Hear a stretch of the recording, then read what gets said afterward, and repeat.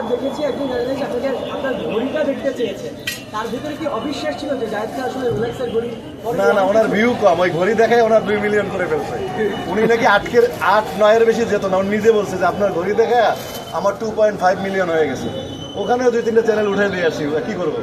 ওনারা নিজেরাই বলতেছে আপনারা খাওয়াইতাম সিলেটি, বলে আপনারা খাওয়াইতাম হাওয়া টিভি, আপনার লাগা আমার ভিউ বেড়ে গেছে।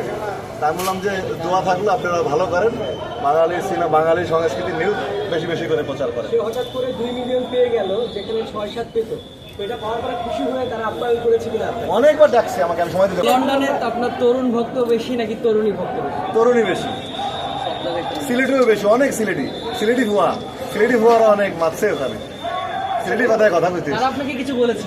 বুঝলেন, জায়েদ খান আমরা আরা তোরে ভালো পাই, অনেক ভালোবাসার কথা বলছে সিলেটে। সবাইকে দেখা হবে পরশুদিন, আমার একটা ইভেন্ট আছে, এই যে একটা গ্র্যান্ড ওপেনিং আছে, সবাইকে আমি দাওয়াত দেবো আজকে।